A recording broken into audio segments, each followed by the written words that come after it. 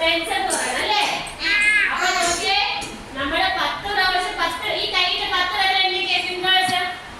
1 2 3 4 5 6 7 8 9 10.